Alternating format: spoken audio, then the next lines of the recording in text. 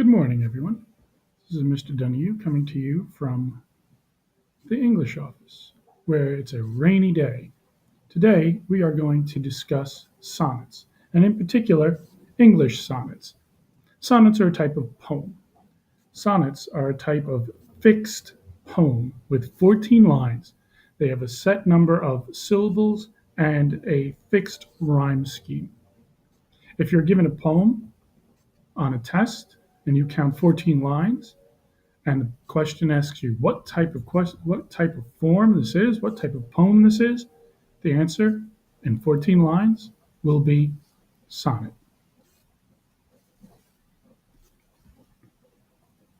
Sonnets are called arguments in poetic form.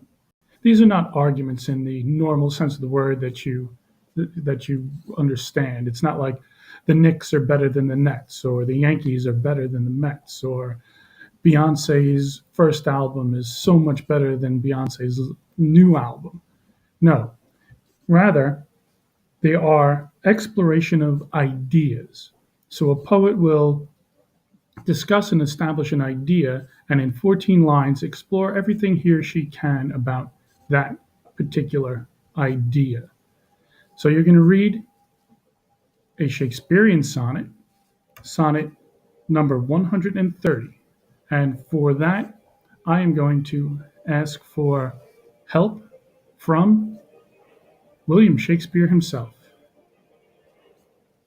Don't worry, it doesn't matter that Shakespeare actually sounds like Mr. Donahue, but because this is really Shakespeare.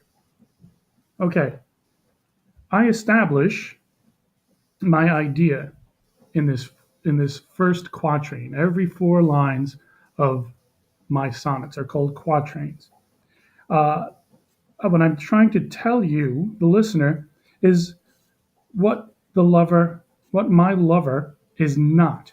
I use typical descriptions of beauty, but kind of in the opposite manner, because one of the things about my type of sonnet, the English sonnet, the Shakespearean sonnet, is that it can be fun, it can be funny, and you can have a good time with it. So when I say, hello, Shakespeare, my mistress's eyes are nothing like the sun, I'm trying to tell you what my mistress's eyes are not. So many poets write about what their lovers look like. I am not doing that.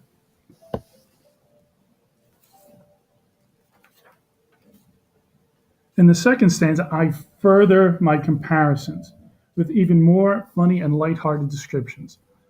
Look at that last line, those last two lines. And in some perfumes there is more delight than from than in the breath that from my mistress reeks. You know what? When something reeks, that means it stinks really bad. I'm trying to say that my lover's breath is not like spring. It's like real human breath. And remember, we didn't have toothpaste all the way back in Elizabethan England. That's when I lived.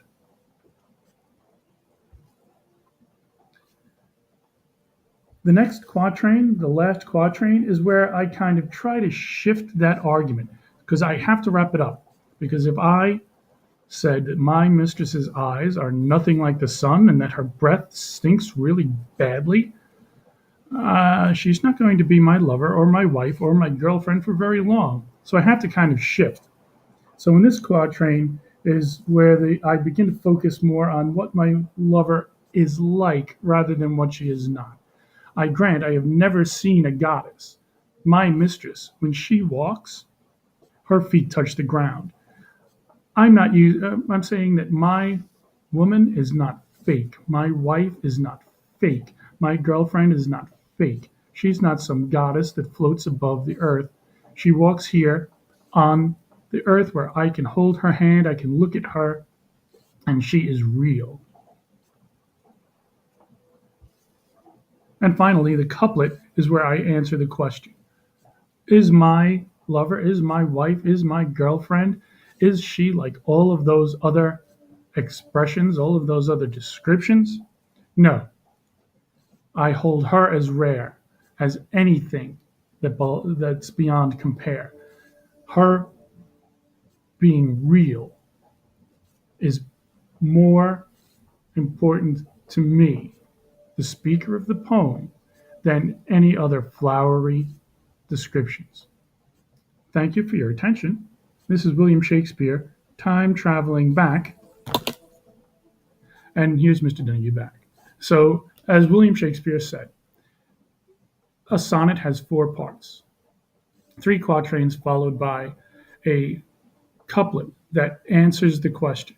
In this sonnet 130, he asks, how could I change the description from the typical poetry that most poets and artists use to describe their lovers, their wives, their girlfriends? I can do it by telling her what she's not, that I love her because she is real. With all of her faults and all of her foibles, she is lovable.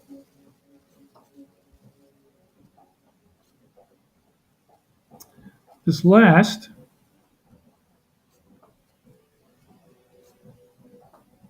slide, you'll have to excuse me. I have to pause this for one moment.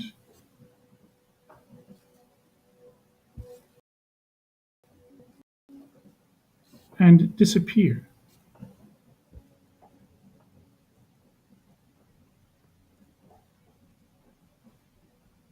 Okay, I'm back now. On the right, I had to get rid of my real face to show you the map of the rhyme scheme of the English sonnet. There are two typical types of sonnet, an Italian and an English. Shakespeare wrote the English sonnet, and that is the map. It is closed in structure. So you have the first quatrain establishes the argument, the second quatrain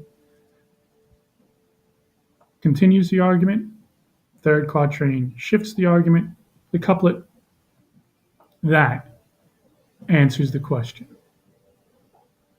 That is our rainy day lesson